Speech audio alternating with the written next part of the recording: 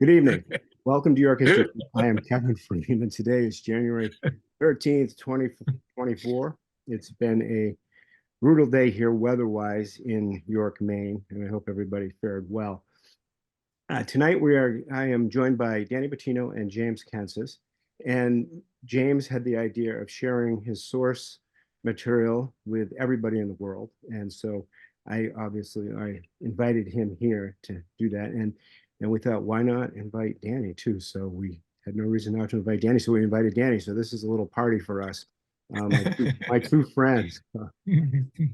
So James taught an adult ed class in December, and many people asked at the time if it could be Zoomed, and I guess it wasn't going to be Zoomed. So, but here on York History Group, we like to do things that maybe don't get done otherwise. So we invited James over here to Zoom. A good portion maybe a good portion of what James taught in his class.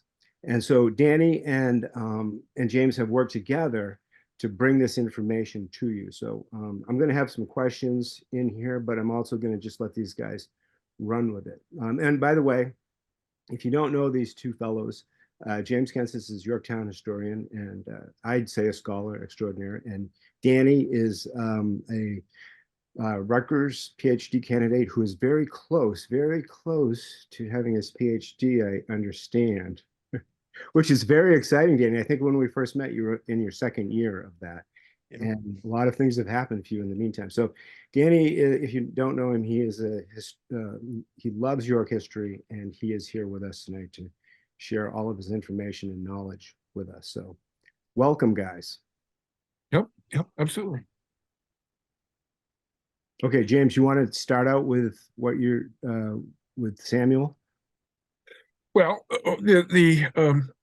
what was chosen to begin the adult education class was this profile of Samuel Donnell that began with the old burial ground, the site of his grave, and then continued on to look at the probate, and was directed towards the possession of a mill that was his in the Rogers Cove area, which would be south of the river.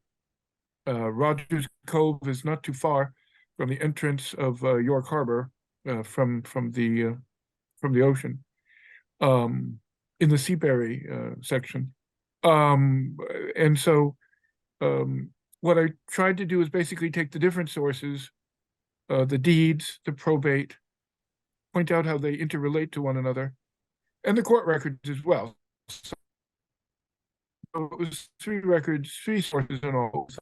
It's the probate and the court records, and to see how the interrelationship of information between the sources helps you to understand two things. One, provides reinforcement. Each one provides reinforcement for the other, for some greater clarity in terms of the possibility that some of the sources that you have may be faulty in terms of the information provided. So you have that additional reinforcement, but also broadens the inquiry, because it adds dimensions to the sources that wouldn't have appeared otherwise. So you look at the court records, you see evidence of alliances between the sureties and that type of thing, and the mill and Samuel Donnell's family.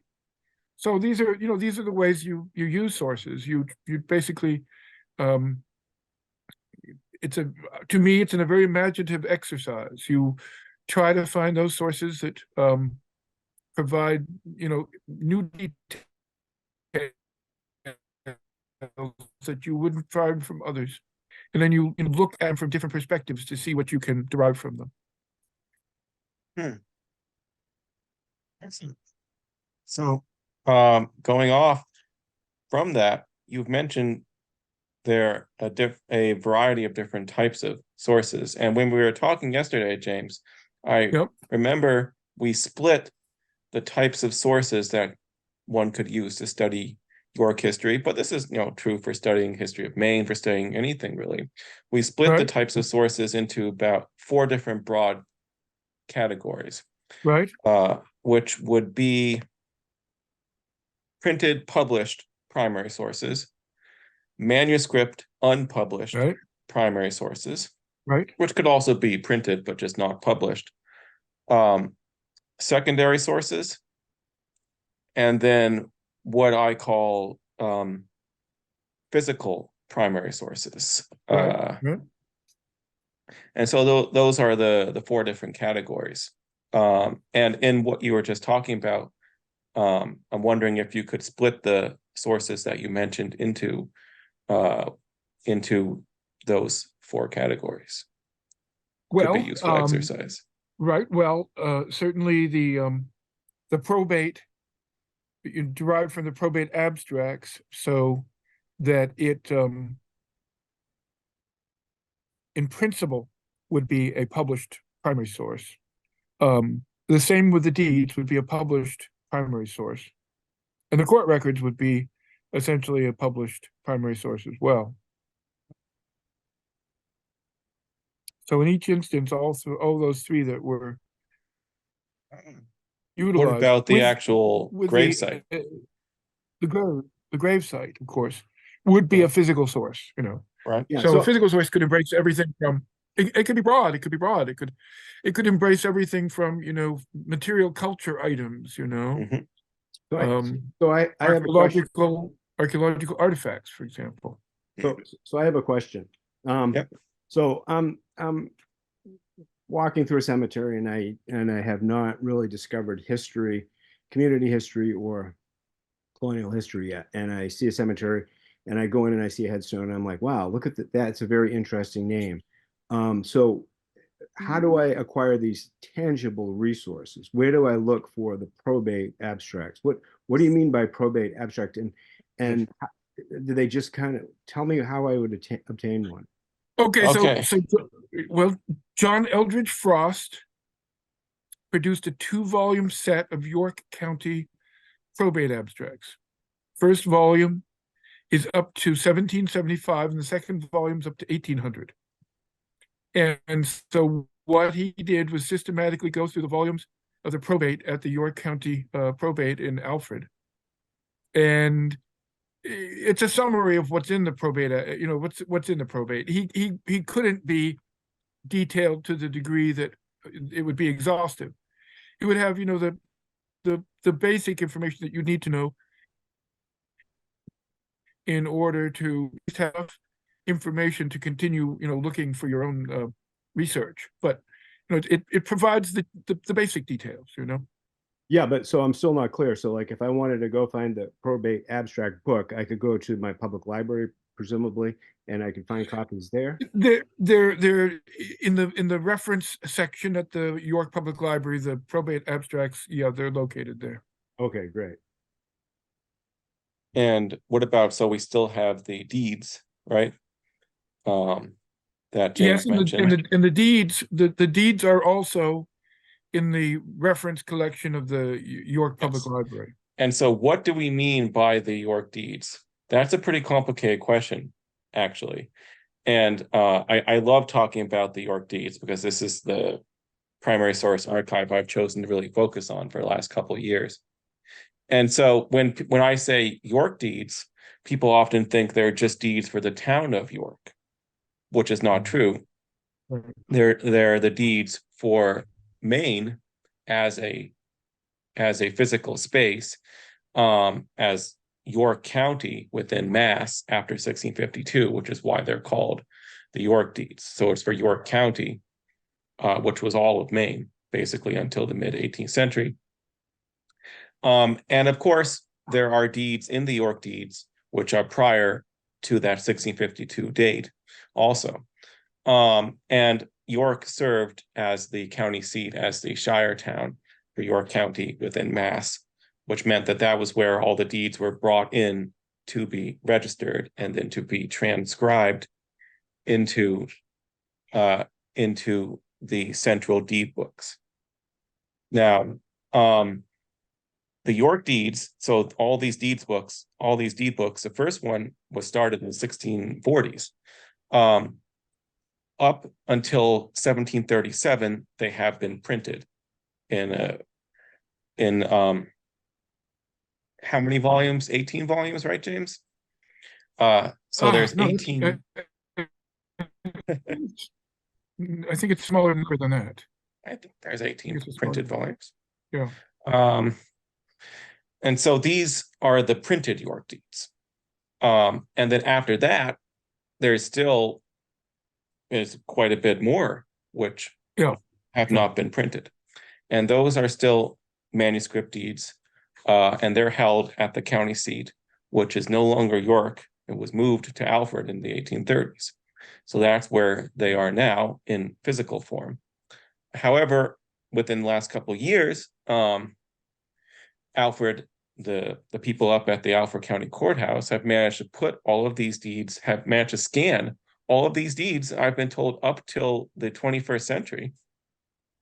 And so now they're all free for anyone with internet access to access. And what you'll be seeing then are the scans of these deed books. And in fact, it's also goes back to the printed deed books. So now you can see scans of the manuscripts that were printed in the late 1800s, early 1900s, which is interesting. Yeah. Yeah, So, I'm gonna there you go. I'm gonna do a screen share of the deeds Yes. at the registry just to show people how accessible that they are. Yes. Excellent.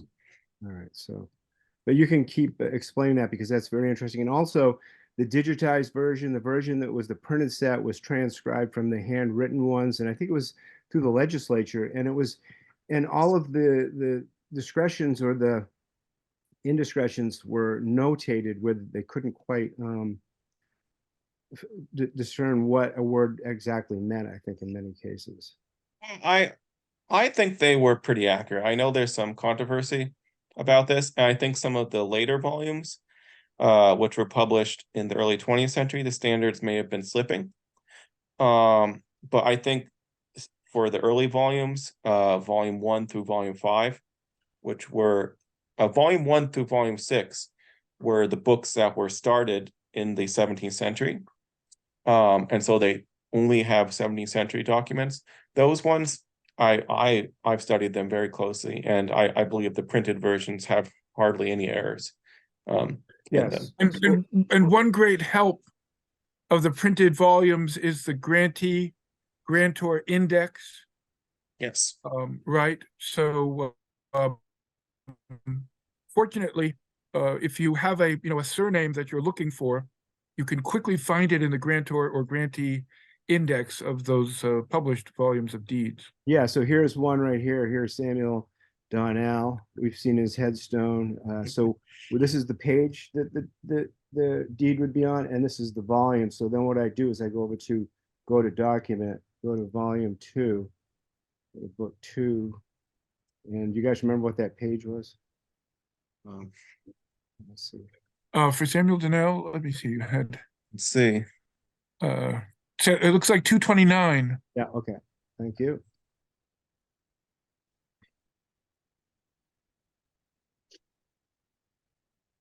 Super easy. There you go. So, oh, this is it looks like a deposition. So yeah, you might have to scroll down to where it starts. But so these, I just want to say that these are really accessible. Now, I did have a login. This account is free, and then you log in, and each time you log in, you have these dialog boxes, and you can do a general search for more recent things over here. But once you get into the older ones, Danny, I don't know how far so you can search here, but if you don't get search results here, I go over to the index books and I find them if they're older. Right. Right. Yeah. That's what I do. Right. Yeah. Well, you see, and that's why the probate helps to reinforce. So, if you're trying to find specific information pertaining to the estate, and you know the date of death and the probate information, then you can go to the volumes of deeds and more readily locate that material. Yeah. Now, if you want the full probates, which have not been printed, you do need to go to the Alfred Courthouse, and it's very easy to access them. It's free if you just want to look. If you want to make scans, then you do have to pay. I think like 25 cents per page. Yeah. And typically there's a packet. You receive a packet of documents pertaining to the probate of the individual. These are fascinating. And And they so have there a can card sometimes be catalog. a Yeah. 6 or 7 document packet. Yeah. And you find them they have a card in catalog. a card catalog. Yes. Which is pretty easy. You just look up the family that you're looking for, and then they have the dates. They have the individual people who have probate records. So if you're looking up the Prebles, you'll see all these different Prebles. Then you choose one, and in the old days, you could just go down and find the actual box and pull it out. Yeah, And look absolutely. at all the documents, which was wonderful. Some of the oldest document that I found in the probate records was from the 1690s. But after COVID, they've stopped that. So now you have to go bring the record to one of the people working there, and then someone goes and brings the packet up to you. Right. Yeah. And a great way to get prepared is if you go to the public library and you get the probate, I don't know if I can get that to focus. Yeah, the probate 1 or 2, volume 1 or 2, depending on who you're looking for. And then you can see the packet number. So when you go to Alfred, I know that if you don't have the packet number, it can be annoying to the person that's working at the desk. Well, yes, and there's one other issue that needs to be resolved sometimes with various individuals in town over a generation, the colonial period. You'll have the same name, so it will minimize the confusion if you have with certainty the date of death for the person, so that you'll be able to identify that person versus another one. And with that said, if you do go to Alfred, without that information, there is a card catalog there. And everybody that has a probate packet is listed in the card catalog. So you can pull the drawer out with it. You can find their name, and then you can also find the packet that way. But I have seen that there's instances where the packet number has been torn off the corner for probably some erroneous purpose. I don't know why someone would do that, but sometimes things aren't, which makes it difficult anyways to be recalled from down in the basement. But yeah, I would say to anybody that hasn't been to Alfred, it's an amazing resource, and you get to find things that you would never have imagined. And the other thing is there's a lot of times there's property plans in there also, which are very. It's totally free too, unless you want to print something. Danny, I heard that now they do let you take phone photos. Oh, really? But it's not official. Well, I haven't heard it officially. That would be great. Someone said they were doing it there, and nobody told them not to do it. So. Well, yeah, I mean, for the first time I went there back in 2017, maybe they had this big sign which said you cannot take pictures of any document. Last time I was there, they still had that sign. So that's probably still their official policy, but also I wanted to just bring up the fact when we go, if we go back to the deeds, there are a lot of sources for the same deeds, and recently I've acquired a DVD. I should change my focus. I've acquired a DVD that has all York County, Maine deeds on it, and it is searchable. So it's 20 volumes, and you put it in your computer, and you can, with 3 or 4 of the books you cannot search easily, but I've compiled them all into one book, and I've reduced the size in Adobe Acrobat, and then the whole thing becomes, if I type one name in for the whole search of all 20 volumes, it just points. Yes. So, right. So I'm looking at the digital volumes that I have of the York deeds. And there are 18 volumes. So volume 18 is the last one, but there are actually 20 since 2 of them have 2 parts. So the 2 parts, yeah, the 2 parts. Yeah. Yes. Okay. So technically, right, there are 20, as Kevin says. I think, but if you're I think volume 12 has 2 parts. Yes, volume 11 and volume 12 have 2 parts. So they're really 2 books, even though they're called one volume, because they're of course taken from one physical manuscript volume. It was just too large to print Right. in one book. Yeah. So there are 20 printed books, which you have all on that CD there. Yep. And one aspect of having them in this printed digital form, one useful aspect of this is that you can search it. So if you have the printed book, or if you have the manuscript book, you can't do that. But let's say I'm looking not just for a name, but I'm looking for a certain term in a deed, such as a fence, or one thing that I do a lot of research on is the payments that people paid for land, and they paid in many different forms.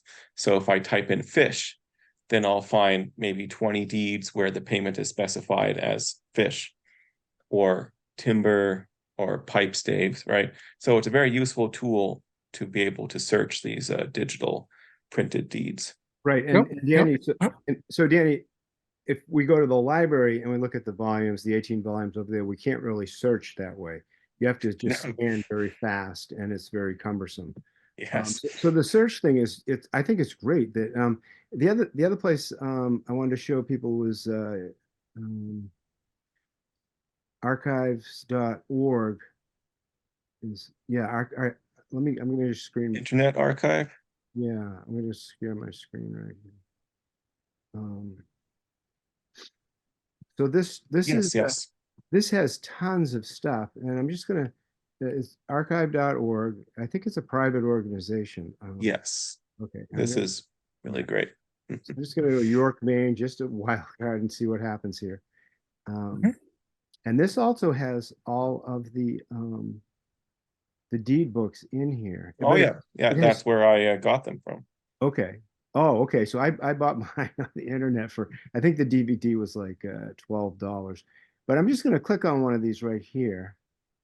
And this is pretty quick too, probably depending on your computer, how quick your computer is.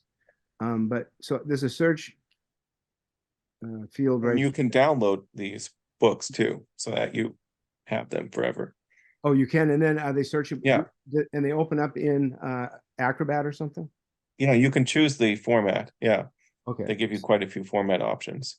Yeah, PDF I found to be the best option. So I'm gonna pick a random name here, a well-known New York name. Yep.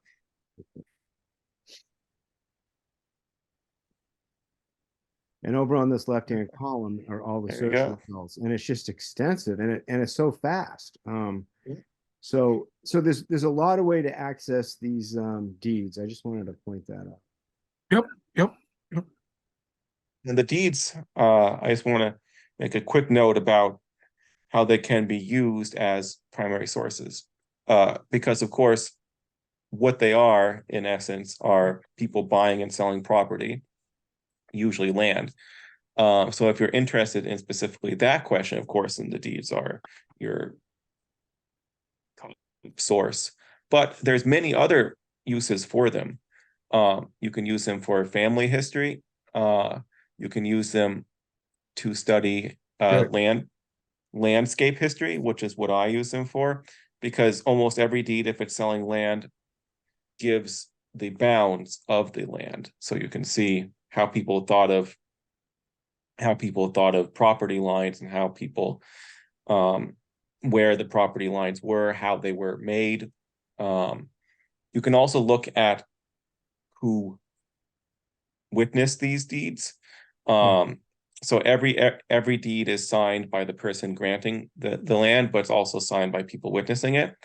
And often the witnesses are usually somehow closely tied to the grantor.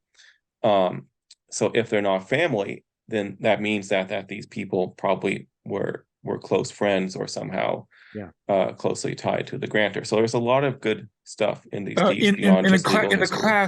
In the class that I did, I mentioned how deeds can be used for the study of mortgages, and mortgages are valuable because they often reveal details about the property, terms of house, outbuildings, and so forth. Deeds of gift between fathers and sons often provide details, interesting details about the emotional bonds between family members, where, a deed of gift to my loving son, uh, and perhaps arrangements made with the deed of gift where the father and the mother will be maintained by the son as a consequence of the transfer of the property. And then articles of agreement is another area where deeds are valuable, because oftentimes these partnerships between mill owners will be conveyed to the deeds. So you'll learn groups of mill owners for sawmills over the course of the 18th century. And again, this is valuable because this provides indications of alliances and friendships that existed between individuals in town. So, and I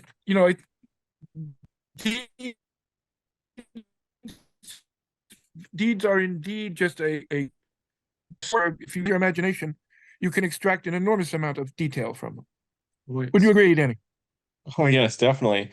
And it's something that strikes me about the deeds is that at first, if you were to ask people about what seems to be the most interesting primary source, say the deeds versus diaries or court records, people would choose the diaries or the court records usually. The deeds seem to be a very dry source.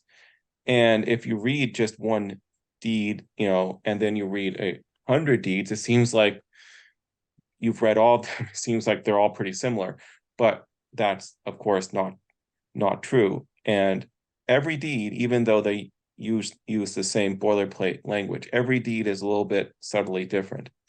And in studying the deeds as a whole and reading, as I've done, 100 deeds, 1,000 deeds, you can begin to see all these little differences, and you can begin to see the deeds as a whole.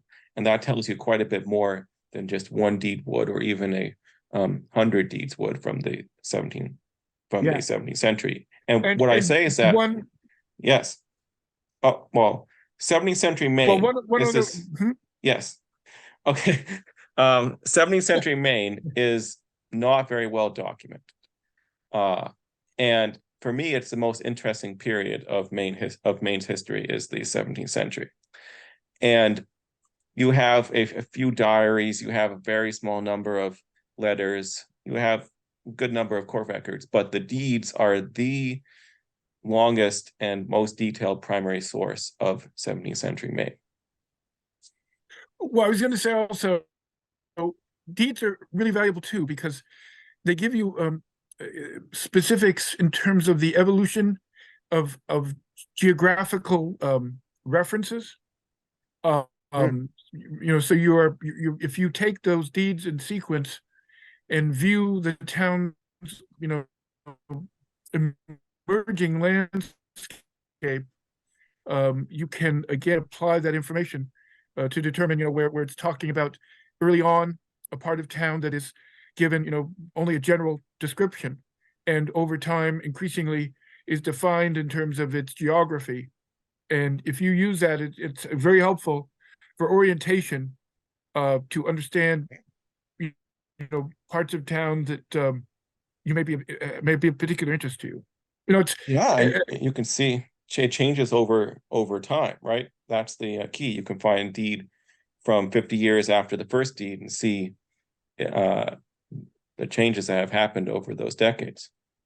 And indeed, over the generations of a family,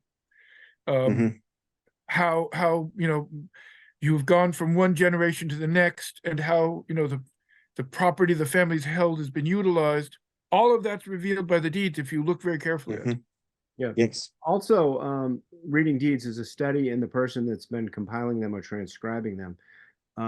James and I were having a conversation the other night with Joseph Moody versus Jeremiah Moulton, and then Daniel Moulton, and reading the different handwriting.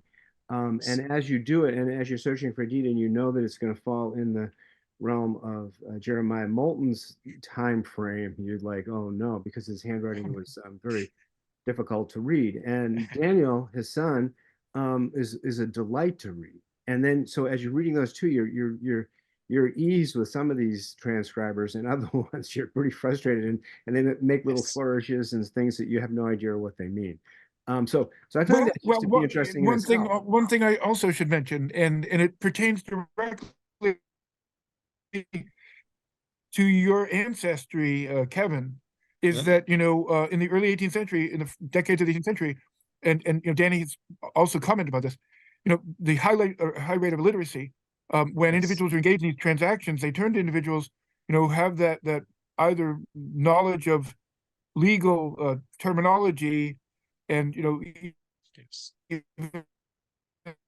even the means of making the necessary information put into the document. So they turn to, in the case of the 18th century deeds, they turn to the schoolmaster Freeman, who has that knowledge, right? Yes. Yeah. Ministers too, I would think often wrote deeds up. And in fact, you see in the witnesses a minister often signing, I think because he was present at the signing and sealing of the deed, because he was the person who wrote the deed up. And then so he's there, and then he signs as a witness too. And I'm glad you brought that up, James, because the deeds are a wonderful source for looking at how, especially in the 17th century, but into the 18th century too, how for most of Maine's people, they were not fully literate. Most of the English colonists were not fully literate. And I don't say literate versus illiterate, because there's a spectrum here. So there was a good portion of people who were able to read but not write. And among those people who could read, there was a good portion of them who could only read certain hands, or could only read printed text but couldn't read handwritten text. And so, but yet these not fully literate people were still able to take part in the ceremony, or the ritual, as I call it, of making these deeds and other legal documents such as wills too. And they were able to do that because there was always a literate person who was there to write the deed up and then read the deed. And I think at almost all of the signings of these deeds, the deed was read out loud. And then everyone listened to it. And then you would make your mark if you couldn't write.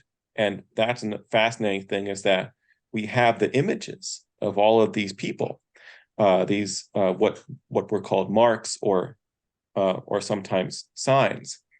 And the image that these people chose really represents something that they think that symbolizes them. So fishermen would often choose some sort of maritime image, a fish hook or some sort of anchor. I've seen people choosing swords. I've seen a clothes iron, animals. There's a wide range of images that people chose for marks. And so basically, sort of a preview of an article that I'm going to be publishing soon. The fact that these are textual documents doesn't mean that they were created just by literate people and that they were just text. They were also documents that were heard and that were seen, as well as being read. And many of the deeds start with a legal phrase that says, "To all to whom these presents come, to be seen, read, and heard." So they're not just texts. Yeah. So Danny, do you think that, and James, do you think that when people will go to have a deed drawn up, that they would articulate the people that were the land was being transferred to, and the measurements, or Danny, another thing that you mentioned earlier, the descriptions, but a lot of times it would be a big spruce tree or a big hemlock tree, or in the case of the York Kittery Town line, is a big white oak tree.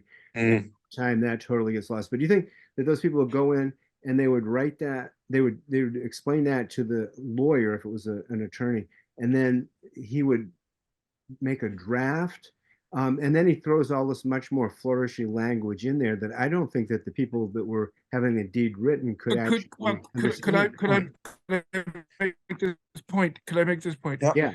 During the Dominion period of the 1680s, under Sir Edmund Andros was indicated that so many of the land transactions had no formal documentation whatsoever, that Yep. they were basically oral agreements that had no formal documentation.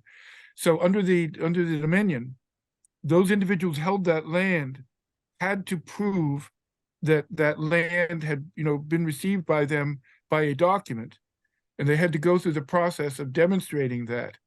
So that much of, and I think Danny would certainly be in agreement with this, much of this was just oral transactions that had no formal paper documentation to it whatsoever. Definitely, yes. And you often see that in the deeds, in the York deeds. You'll often read a deed which says, this is a written deed of a sale that happened 5 years past, or I've even seen 20 years past. And this is no big deal that it took so long for the text to be written up. Sometimes you'll see that it's noted in the deed that the person who granted the land died, and so maybe their heir realizes to have an actual written document to prove that my father sold this land. So now I'm getting the deed written up. But I think throughout the 17th century, especially for more rural colonists in Maine, people distant from the population centers of York, Kittery, Wells, Casco Bay, there was no big urgency to have land sales and other property sales written up. So in the early volumes of the York deeds, you do sometimes see deeds which are not for land. I've seen a few deeds for horse sales. But what that means is that almost all of the property sales which were not for land, for horses or for other animals, for physical goods, almost all of these were not written up as written deeds, but they were still deeds. They're just oral deeds. Yeah. Wow. So just do you want to make a final comment on that, James? What's that? What Danny just said?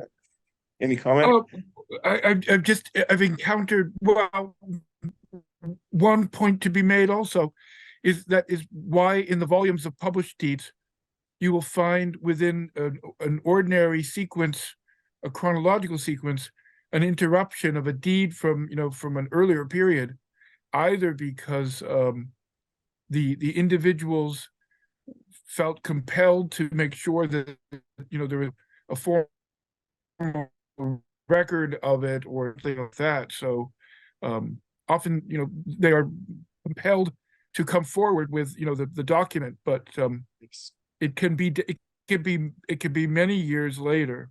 Yes. Yeah. Okay, so I just want to shift a little bit, but stay with the deeds. So I found that there's two ways, and I wanted you guys to contribute the way that you search for, like, say that I find somebody in the 18th century, and I want to find a piece of land, or I want to find a landmark. So what I do typically is I go to the town of York's GIS map, and I find where the lot is. I usually take my phone out, I get a GPS coordinate or something, and then I go to the town's website, and on there's these GIS maps, which is it's an overview. It shows all the land in the town of York, and it's divided up by tax holder. And then I click that, and I can find the owner of that parcel of land, and then I can scroll down in the information, and I can get the deed book and the deed page and book number. And then I can take that to the registry of deeds online, and I can type that information in, and it will show me who the current owner is or the next previous owner. And then from there, I can start to follow a chain of deeds. And usually the deeds have a reference to the previous deeds. And then I can get back that way. And or if I'm looking for a landmark, like currently we're looking for Samuel Sewell Rock. His initials were inscribed in it, and it's up by Chase's Pond. We're trying to find where that is. And I think it has the date of 1728 on it. And so I've been searched. So then I start the other way. So I start back in book 2 or book 1 of the earlier deeds on the registry. And I work up to find out and also probate, to find out who his descendants were, who happened to be Samuel. His son was named Samuel, so I can follow the chain up that way. And then a lot of times I find that, but I can't get to the exact description or what the exact parcel is because it's been divided up so many times, or it's just it's lost. But so I was wondering if you guys could tell me how you might approach something like that. I think you've mastered it. That seems to be the best way if you're interested in the chain of title. For me, my research on the deeds has mostly stopped in the 18th century, so haven't been too interested in tracing the modern ownership of the land that's being sold in the deeds. But it certainly is useful, especially if you're interested in the history of a house, right? Or if you're interested in certain boundary marks. In fact, I made a recent post on the York History Group because one of my goals is to find a bound mark that's mentioned in the 17th century deed, which is still extant. Most of the bound marks are natural items, so they're trees, they're wooden fences, and those are all gone. But sometimes large rocks are used as bound marks, and there is a great rock which was mentioned as a bound mark in Braidwell Harbor in the 1640s deed. So the question is then, how do we find where this so-called great rock is based on the evidence of this 1640s deeds, and the evidence of 17th century deeds is almost always rather vague. So very rarely do they give mileage. So yeah. So even in the case where we're looking for the you can't do it. We're looking for the cornerstone of Samuel Sewell's property that came from probably the Outer Commons. He doesn't even use that rock as a description to describe his property. So how do you find it? well, so then the next step is to go up to probate. So I'm planning to go up there and pull out his packet, and maybe there's a plan. He was also a surveyor, so maybe there's a packet, there's a plan in his packet. So that's, my fingers are crossed for that.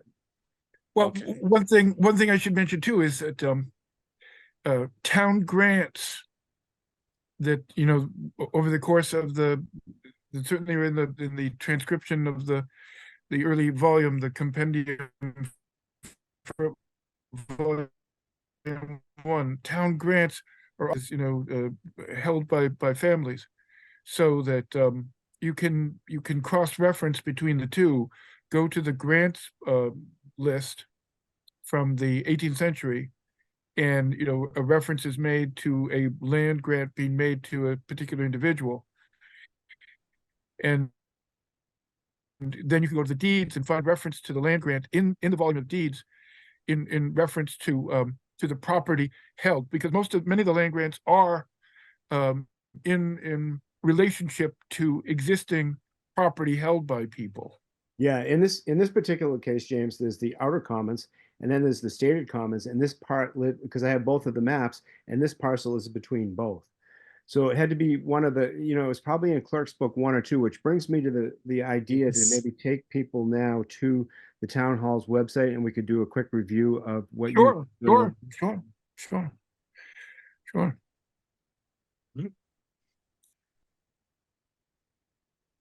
Let's do it. Yeah, well, James has done most of this work, so I'll let him guide us through it. Okay. Well, I should say that York is very lucky to have James organize the town records. Many towns like York have records like this, but they're not as, first of all, they haven't been made digital yet, so you have to go to that town office to see them. And secondly, they haven't been organized and referenced in the way James has been working on.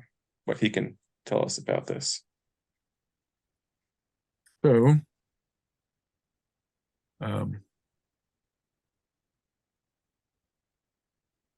there we go. Well, so what are we seeing here? Well, this is the town history site that can be reached through the town clerk's office. You could show the Dr. Sweat ledgers, show what that looks like.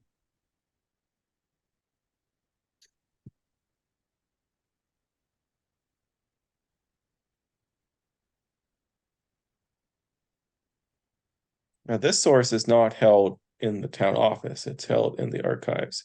Held in the Historical Society of old- archives. Yeah, yeah. Yes. So for people that did notice, can you guys see it right now? It might not be showing. I can't tell if it's showing.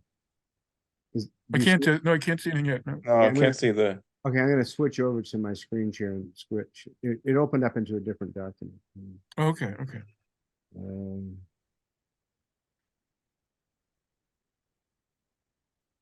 Oh, there. Okay. Yes. So this is Dr. Sweat's ledger that begins in 1746, and the limit point for the ledger is 1775. I chose that as an arbitrary limit because I wanted to separate the pre-revolutionary period from the revolutionary period in terms of doing the additional later research. But what you have here is who are referred to on each page of the ledger, and then any reference made, and also you see the date range of what's on the page, and then any reference made to individual family members, be they the names of children or any kindred that can be indicated in the ledger. All right, And so then the date of the particular nature of what Dr. Sweat would be performing as a medical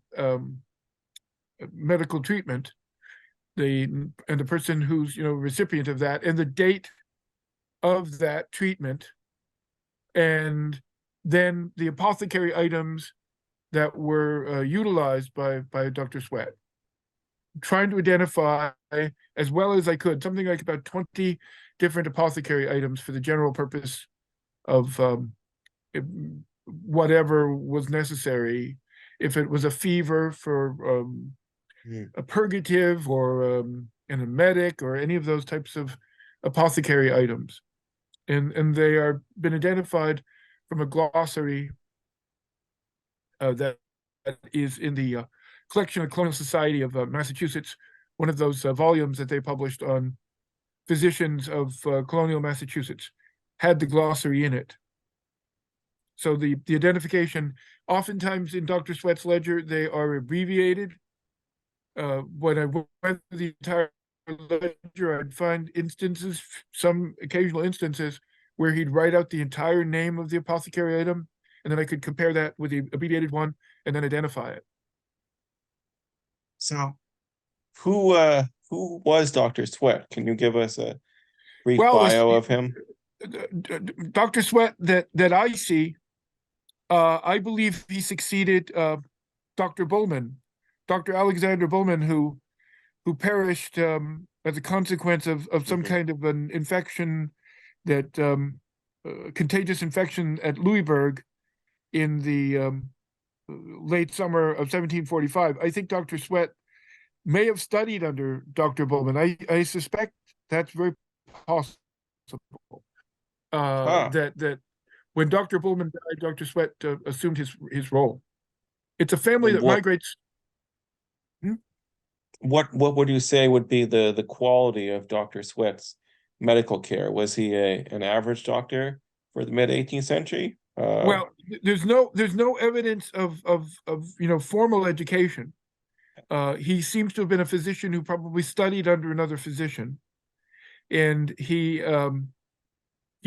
truly relies upon bleeding of patients, right? So yes, he's a strong advocate of bleeding in patients, and in some instances, will take blood out of a patient more than once. Yes, and didn't he treat Reverend Lyman's daughter over a long period, Ruth Lyman, or was that a different doctor? I can't say for certain on that one. Can't say for certain. I think that to me, the most important point of the Sweat ledger research was to identify the individuals and the families that he was treating. To point out in some ways, who his patrons were, the connections between patrons. There's a tremendous amount of detail in Dr. Sweat's ledger. It could go on indefinitely. And I the see. challenge was, I see there's some Black people mentioned here. Does this give us any sources on slavery oh, in York? there's no question. There are definitely references to slaves in Dr. Sweat's ledger.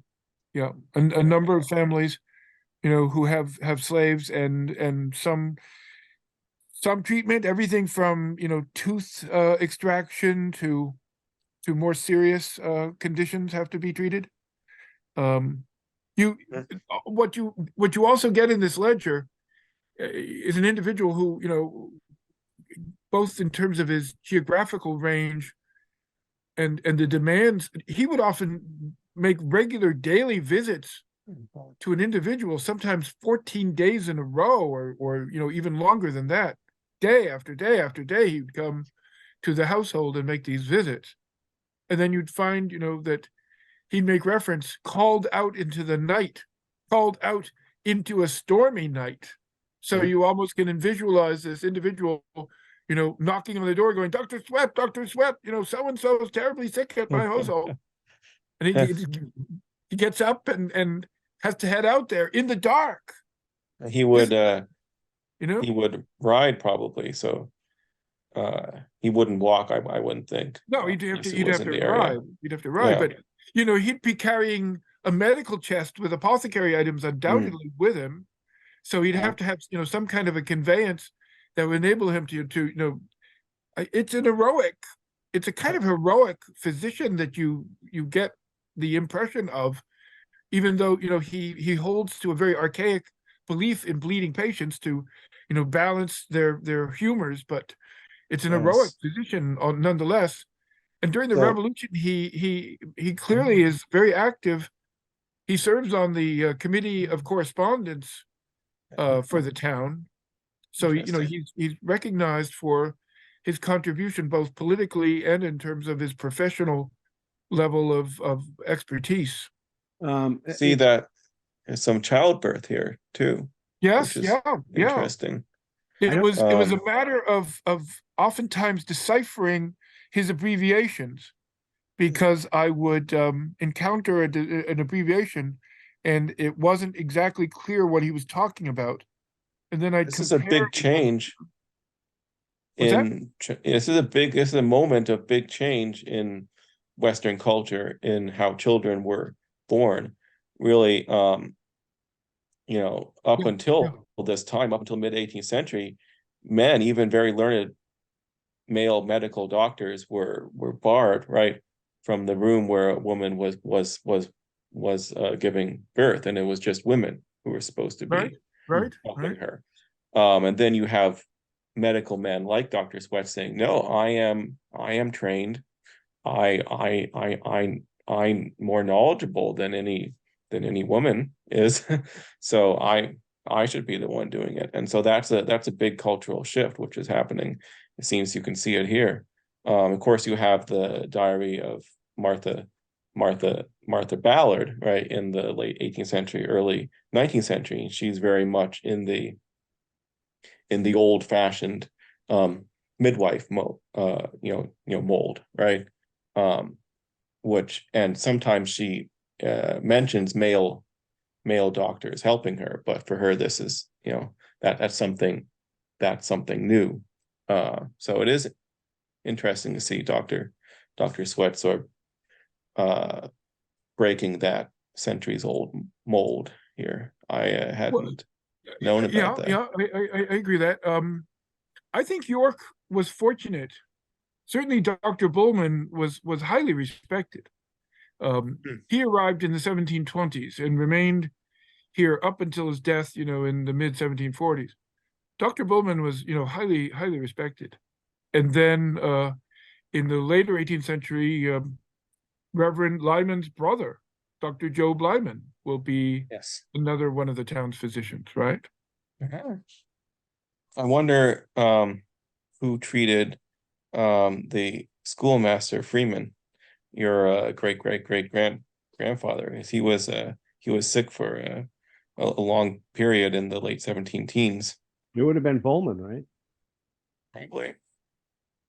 Yeah, well, uh, Dr. Bowman was at the time of Dahmer's War. Dr. Bowman definitely was a physician who was treating soldiers, and shortly after the end of Yes. Dahmer's War, that is when he arrives here in Oh, town. so he's not here till the end of Dahmer's War. Do you know Not here till the end. of any medical men who were in town earlier than Well, Dr. no, Bowman? um, I wouldn't say with certainty on that one. You know, Yeah, Joseph Moody's Dr. diary doesn't Bowman. mention any. So that's true. That's true. Dr. Bowman. Dr. Bowman would have taken care of you know, when the prior to the Louisburg expedition, when Dr. Bowman's treating the physician, you know, who's given such recognition for his role in the Great Awakening. You know, Dr. Bowman treated him, and he would have probably convalesced at the Bowman house, which is not too far from where the town hall is located now, right? Who is this person that Dr. Bowman treated? You know, the one, the prominent minister involved with the Great Awakening. You know, Whitfield, right? Whitfield. Yes, Whitfield. Yes, Whitfield. So he treated him? I didn't know that. Yes, yes, and so in 1744, Reverend Whitfield made an Atlantic crossing, and over the course of the passage, while he was a passenger on the ship, he became seriously ill. When he arrived in York, at the conclusion of that passage, he was brought to Dr. Bowman, who then treated him for the period of the months into the winter of 1745. While he was here in York, is when you know, Pepperell was contemplating taking command of the Louisburg expedition, and so Reverend Whitfield conferred with Pepperell and encouraged him to take the command. So that's one of these aspects of town history that relates to this larger, you know, colonial history event in terms of Pepperell. Didn't know that. Yeah. So if it wasn't for Bowman, Whitfield may have died, and then Pepperell may not have led You see the British chain, forces. See the chain of history. Louisburg. See the chain of history. Yeah. Very, very interesting. Of course, Pepperell was George Washington's model as a general.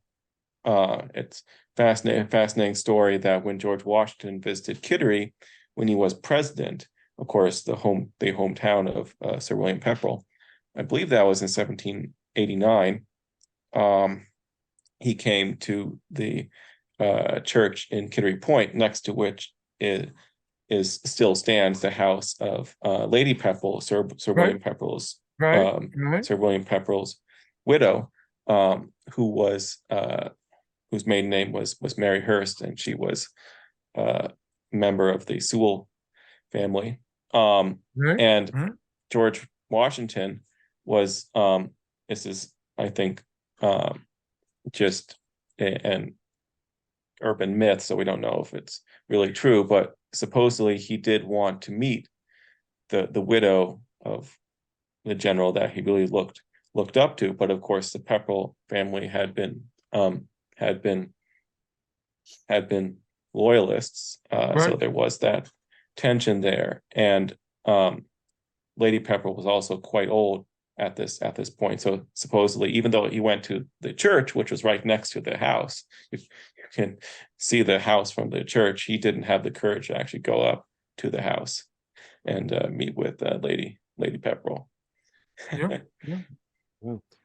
So I want to just say also that this is Clerk Book 1 that's on the town's website, where James Portal is, and so you can see here they were giving out land, it appears to me, And Yeah, and yeah. then the number on the right column, is that the amount or is that a reference to the deed and a page number? Let me see what you got there. I see what you're saying, yeah. Oh, That it's like page very numbers. likely might, let's see. Joseph Harris, grant of 30 acres of land. No, because it says birth of his children, 454. Yes, I think it's page numbers. Okay, so there's another companion volume that goes with this. Yeah, in the broader context, yeah.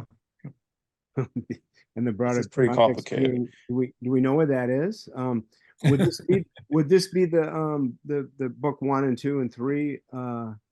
Well, to be honest with you, there's a little difficulty here with orientation because if I could readily position it in terms of what's in the volumes, it would be easier. But Yeah, you okay, know, I understand.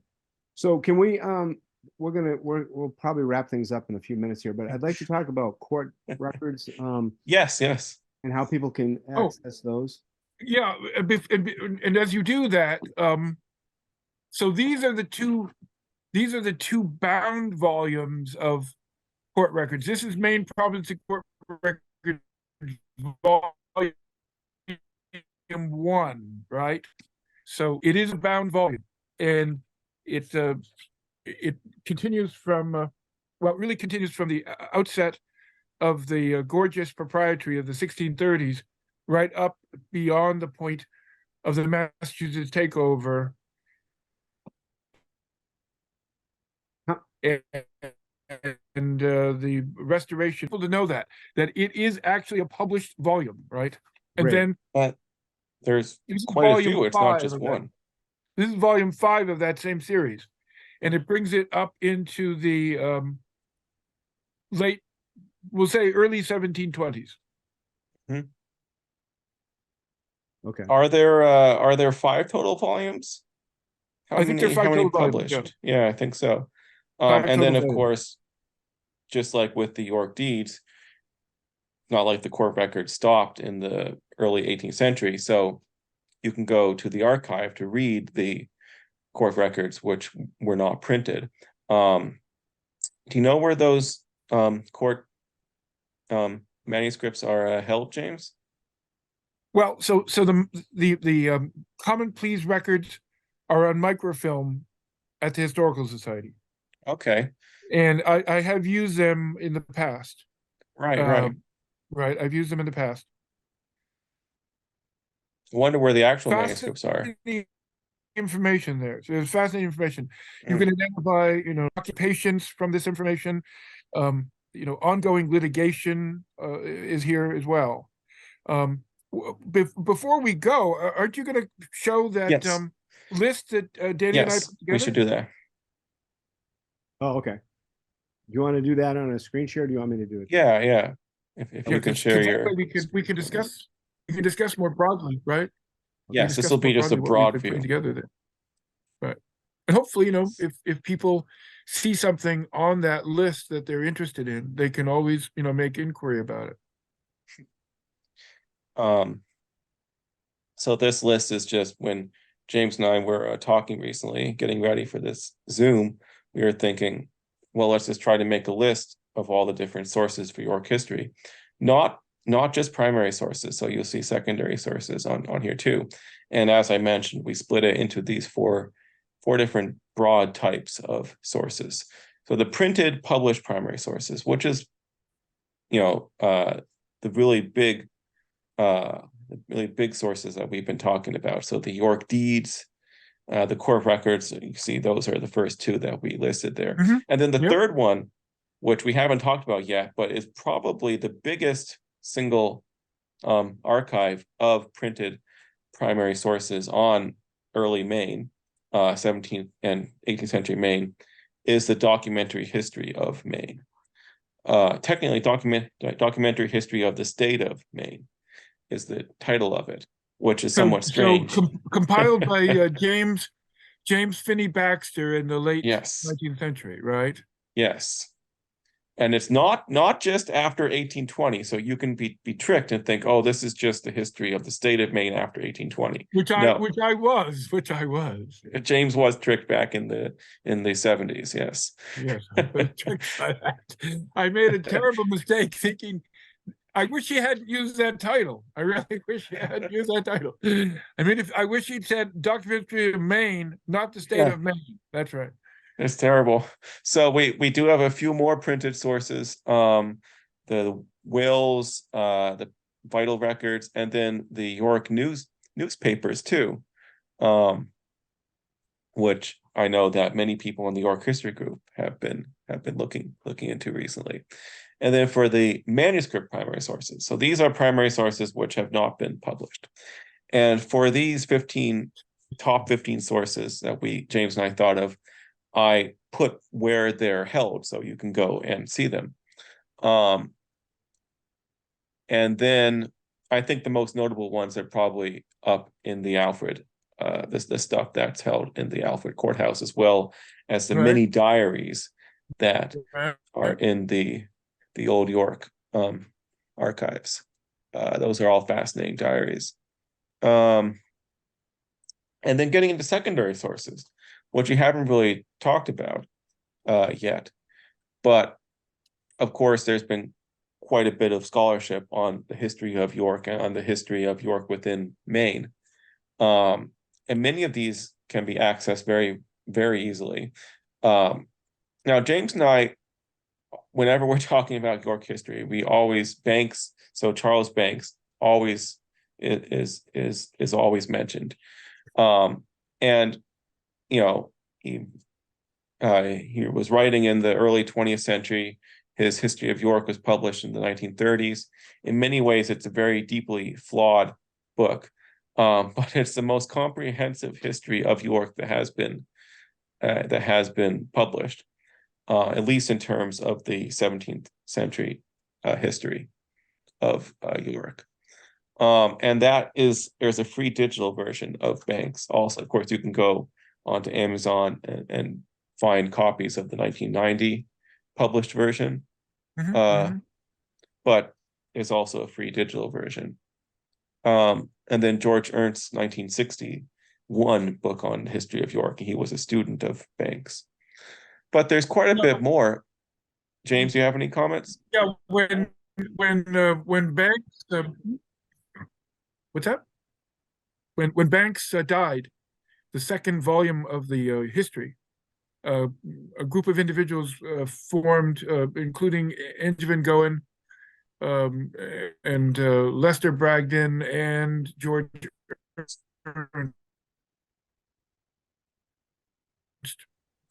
formed the second volume for publication. And George Ernst is it's a good book. It's not a comprehensive history. He has a portion of it which is a narrative history of the town, and then he deals special subjects to follow as a second part of it. But it's it's a Neil Rold should be mentioned too. York is Living History is another volume that should have been mentioned. Definitely, Neil Rold, right? We didn't mention that.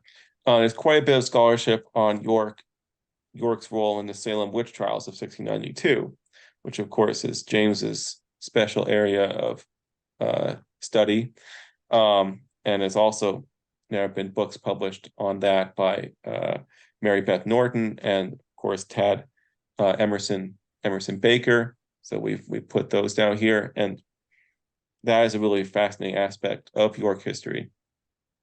I put my article that I wrote with Hannah Pearson on Patience Boston. There's an excellent bio of Sir William Pepperell, but I forgot, James and I couldn't remember who the author was, so we just put Sir William Pepperell bio. Do you remember who the author was, James? I've got it in a notebook, but I don't have it ready at hand. Yes. I remember someone loaned me that. I thought, oh, well, it's a pretty comprehensive bio of Sir William Pepperell.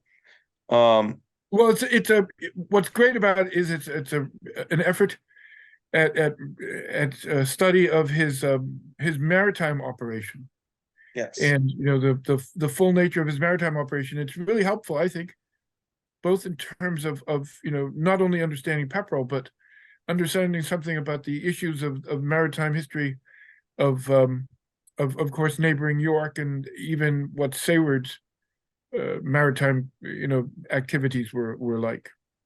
Mhm. And of course, this is mostly 17th and 18th century history, which is what James and I specialize in. But we did put some modern history. So the 250 years of York is an excellent book which focuses on mostly 20th century history. And Bardwell's And Bardwell books, too, definitely. He's done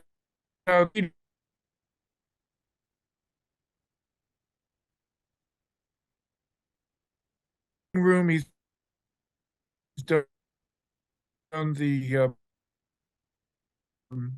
country, and then he did these anthologies of photographs.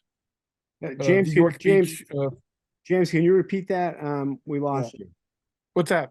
Would you repeat that? Bardwell. We lost that last Oh, thought. about Bardwell. Yeah.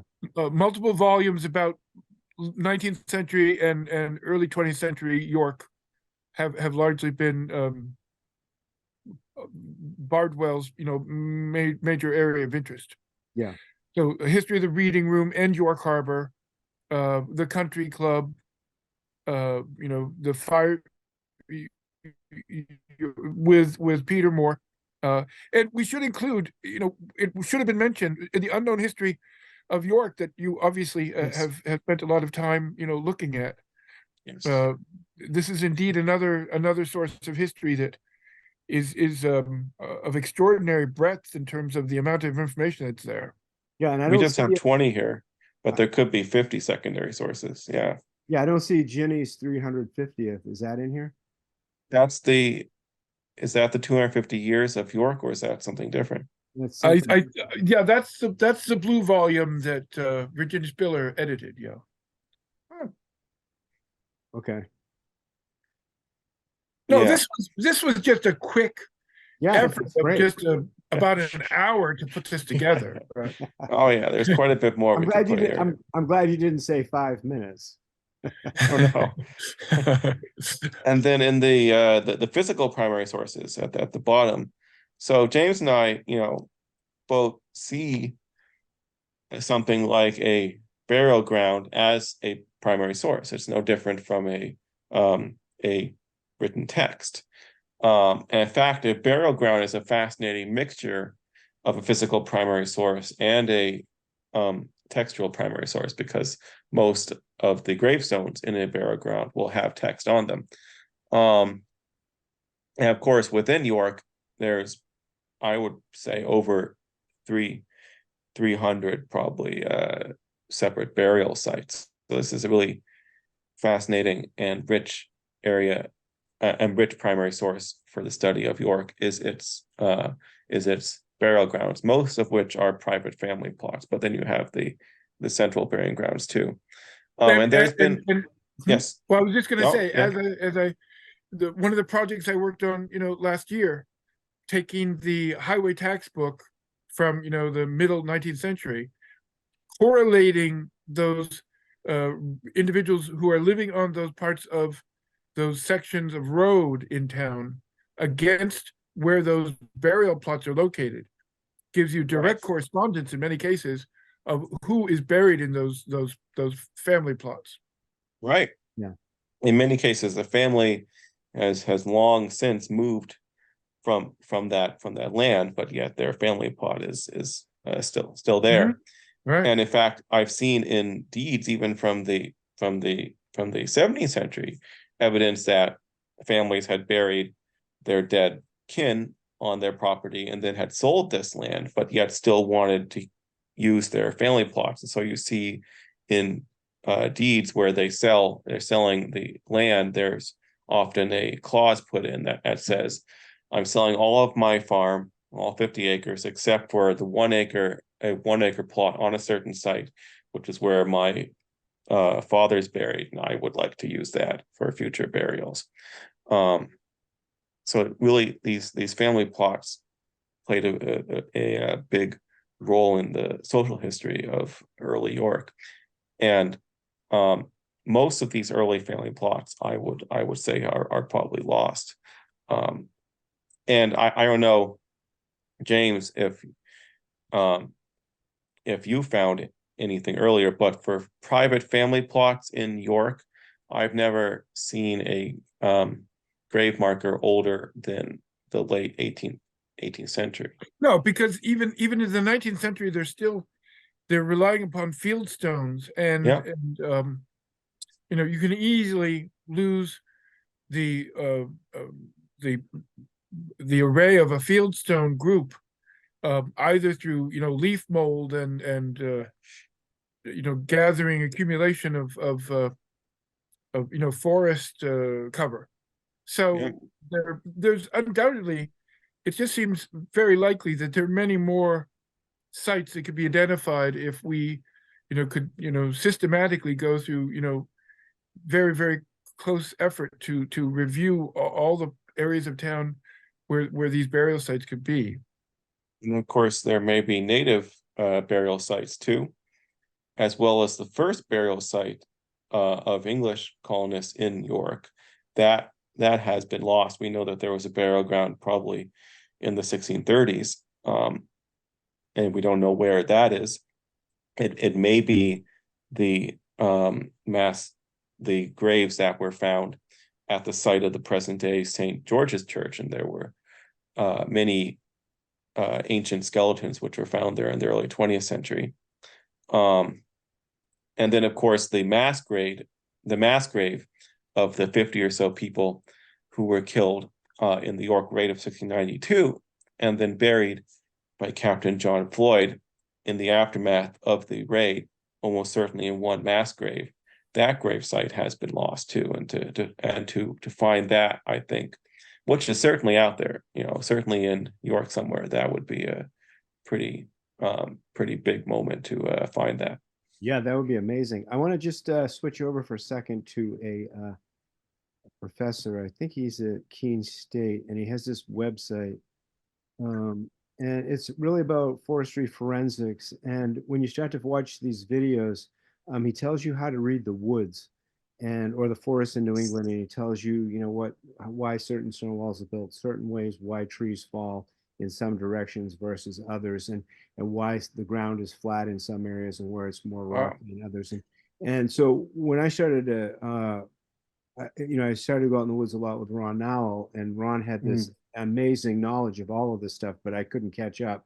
And then I came back and I started searching, and I found this site, and this guy goes into detail on all of these things. And I have shared it with some of the people who do the walking in York History Group, and it's been a phenomenal resource for us to understand the woods and the transformations that they've been through since colonial times. So this is great.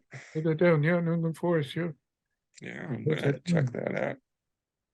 Yeah, and I'm gonna put I have a also a list of links that I prepared. And so Danny, do you want to share? You want to share your list on York History Group, and I'll do the same with mine. And sure. Okay, that's great.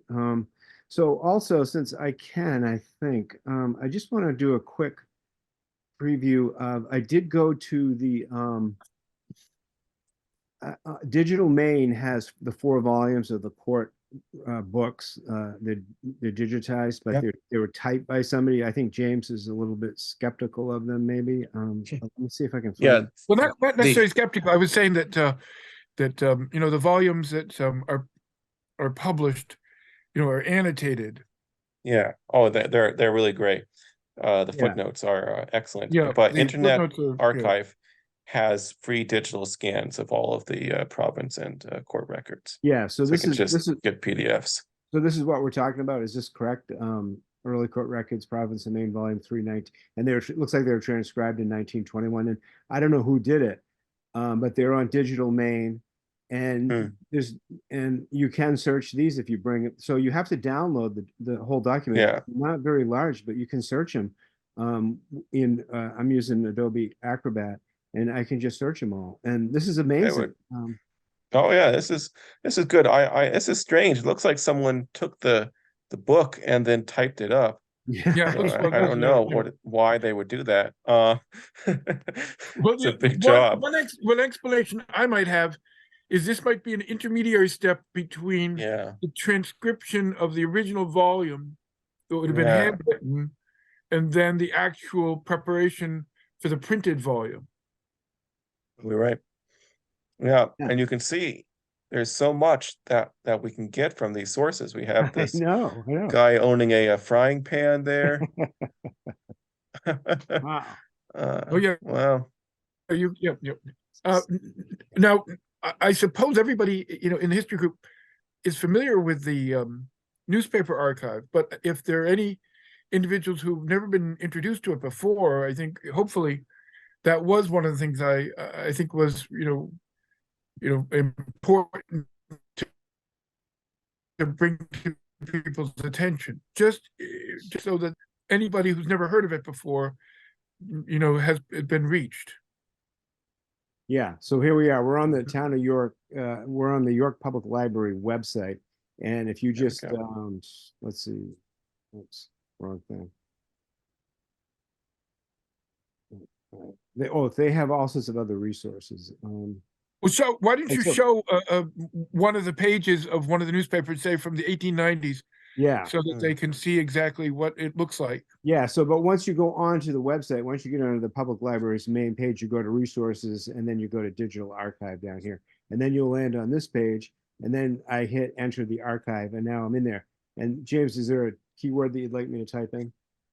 Well, what I would do is I would go to 1890, 1899, go to the calendar, say pull out something like July of 1895, and show them what it looks like.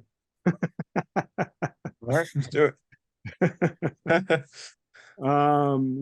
We got, yeah, there, 1890, 1899. Yeah, try Right. over here, on the far right-hand side. Right here. Nope. 1890, 1895, right? Yeah, Up. 1890. Oh, Yep. 1890 is fascinating 1895, decade. okay. Yep. And then 1895, try 1895, get to 1895, right? Okay. And then you'll go down to the calendar. We'll scroll down to the calendar, right? Scroll down further. There's Yeah. your calendar for August. Try August 16th, 1895. Just let them see it, right? Click on that. Mhm. Okay. Now click on your current August 16th and see what comes up. Mhm.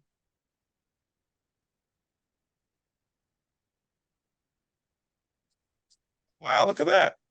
Yeah. Yeah. Amazing. Yeah. There's a lot in there.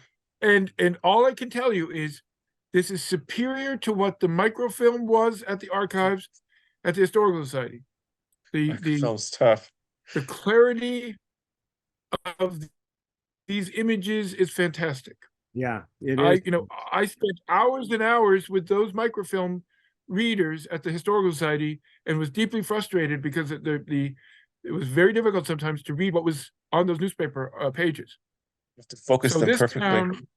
this town is so fortunate to have this archive. Oh, this is great. And can you search these by Yes. word? Yeah. Yeah. Yep. Very good. And the other thing is you can clip them. So you can just take a clipping and it saves it right, whatever you want. Right. Saves it Oh right to yeah. your hard drive. Yeah. It's fantastic. Yeah. It's unbelievable. Yeah. The, Look, yeah, all we've these been waiting- murders here. Yeah. This is great. And we owe the Stephen King Foundation for this.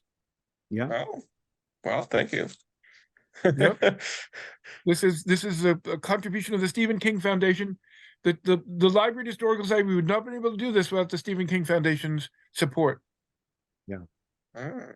Thank you, Stephen King. Right. I think Tabitha as well. Yes, Oh, both Stephen and his wife. Yes. Yeah, and James, on the back pages of these papers, usually there's more local stuff. Well, I told you, you go to page 1 and Yeah. you go to page 5. Page Yeah. 1 gives you these neighborhood summaries, and then on page 5 is something called news and notes. And when you go to page 5, you get all this little detail about what's going on, with people.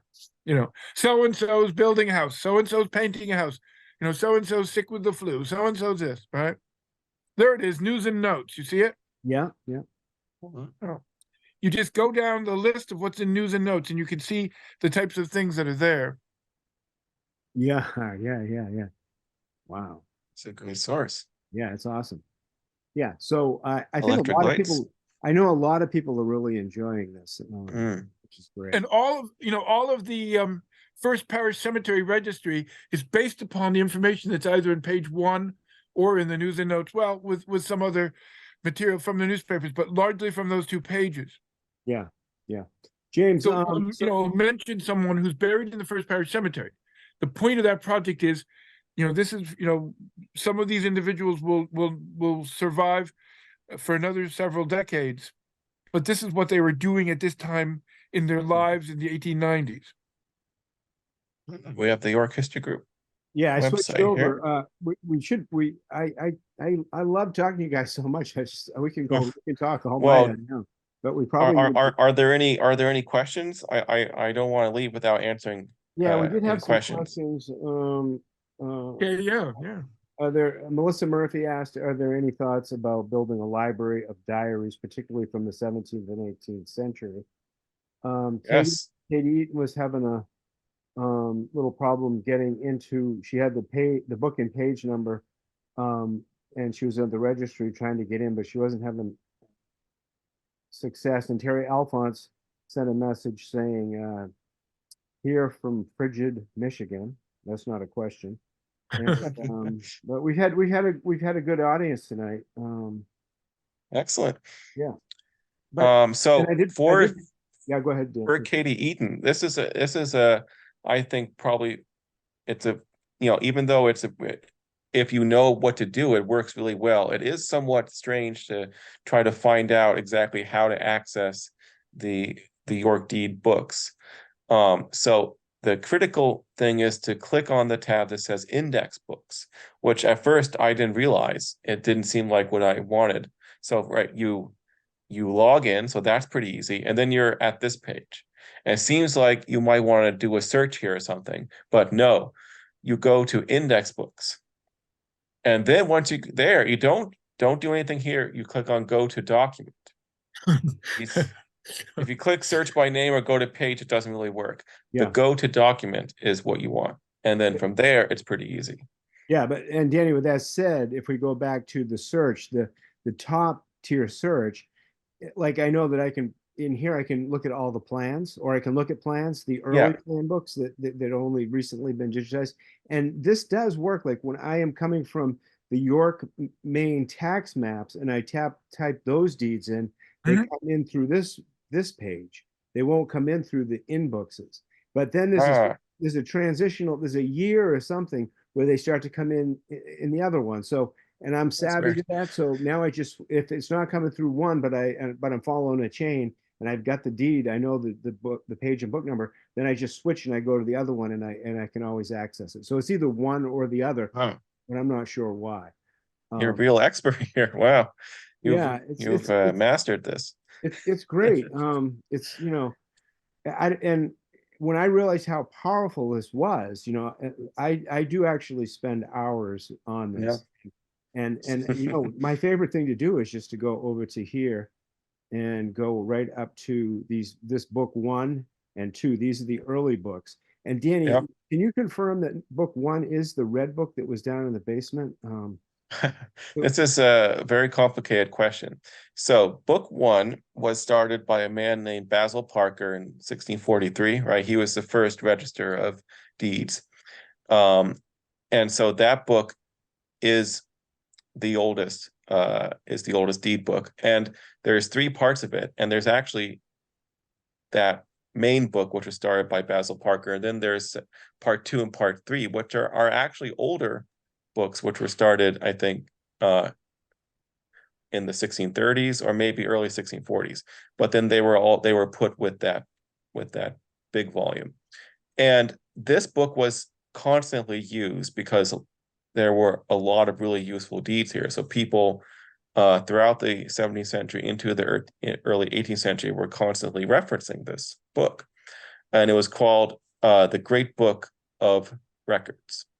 and that's what's called in the court records. You'll see it referenced.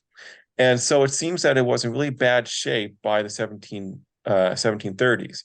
And then so Joseph Moody, the Reverend Joseph Moody, son of Samuel Moody, he ultimately said, okay, if we keep using this book, it's just going to be lost. So I'm going to copy all of it. And so thanks to Joseph Moody, if it wasn't for that work that he did in the 1730s, I think the book would be lost. Oh. So thank you, Joseph Moody.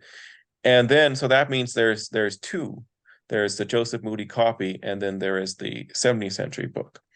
And supposedly, now, if you read the intro to the printed version of York Deeds Book 1, it says there that they used both of these books to create the printed version. And of course, they mostly took from the actual 17th century book. But when something in there wasn't clear, or if a page was just lost, then they went to the Joseph Moody book. And they say in the intro that both of these books are held in the courthouse in Alfred. And so that was true in the 1890s. Now, whether that's true nowadays is not certain. What I do know is that when you go to Alfred, you can still, even though these are digital, you can still just go up to the shelf and pull book 1 of the York Deeds out and look at it. And I've done that. And that is the Joseph Moody volume, which he wrote in the 1730s. And I believe that's the one that you see when you go to the digital database. So whether the 17th century York Deeds Book 1 is still extant and held somewhere in the courthouse is a question which I've never had a satisfactory answer to. I certainly hope it's still there, but it may have been lost in the period from 1890 to the present day. And so they told me when I went there that I went down into the basement and they showed it to me.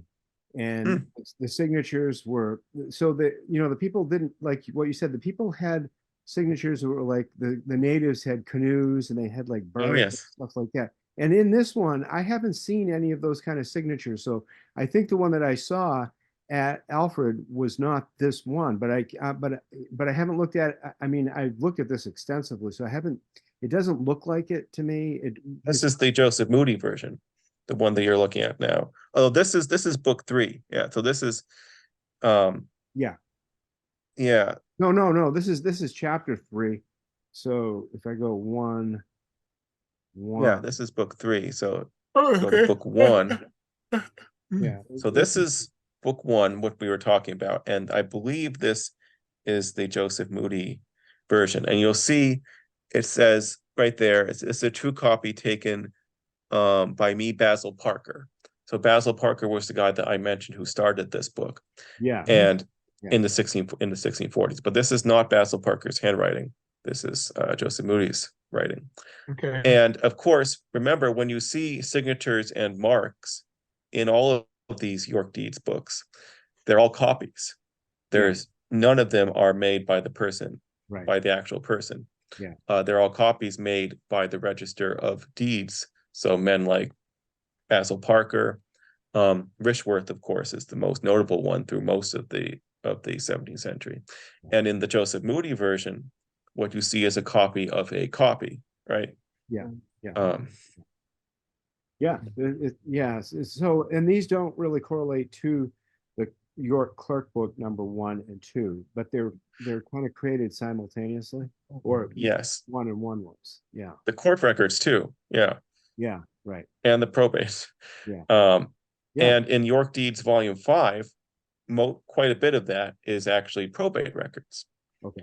And it's not clear exactly why. Somehow, I think that the physical book was started as a deed book, like the previous 4, and then suddenly they needed to write down all these probate records, so they just took over that deed book and wrote down probates in it. And their early probate records also in the Maine province and court records as well.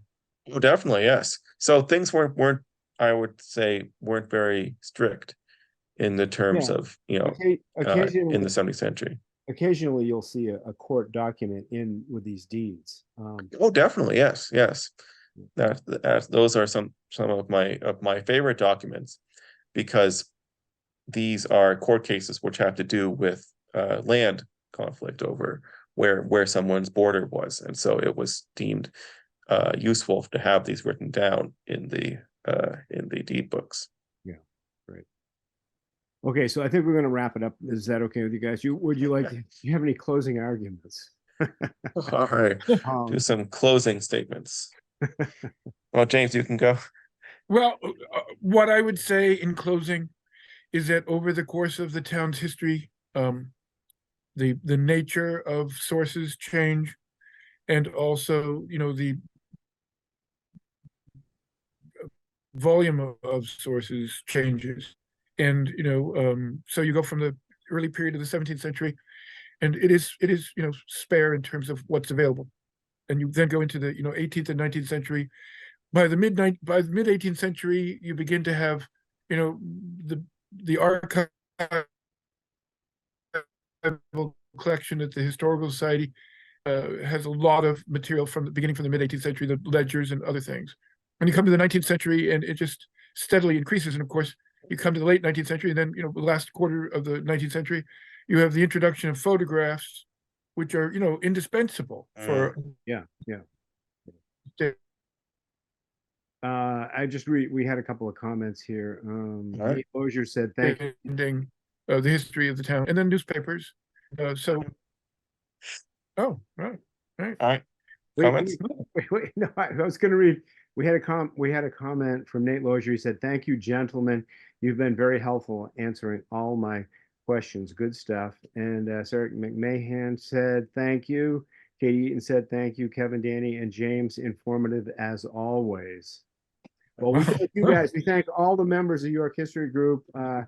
We love doing this. We love our community of York History Group. And thank you, James Kences, town historian, and Danny Bottino, our soon-to-be PhD. And I look forward to doing many more of these with you guys. So thank you very much. Can I make one closing sentence? Oh, yeah, sure. I just want to say that in terms of sources for York history, there's so much out there, and at what I found studying these sources over the 7 years that I've been doing research on York for my PhD is that although it seems at first that it's hard to get access to these sources, almost always you can find pretty easy ways to get access to them, either through a digital source, or if you actually have to travel to where the source is held, it's usually very, very easy then to work with the people, whether in York or in Alfred or in Boston or Worcester. Or London. Or London, of course, too. Yes, I actually did look at some main sources in London on a trip there. And it's very easy to work with all of these people who are in charge of these sources. Archivists are always very, very happy to help you. So although it may seem a challenge, I found it, it to be easier than it at first seems. Yeah, I think it's a learning process, and you guys have really helped me. You and James have both inspired me, and I'm really grateful to you both. So thank you. And with that, we will say good night from York History Group.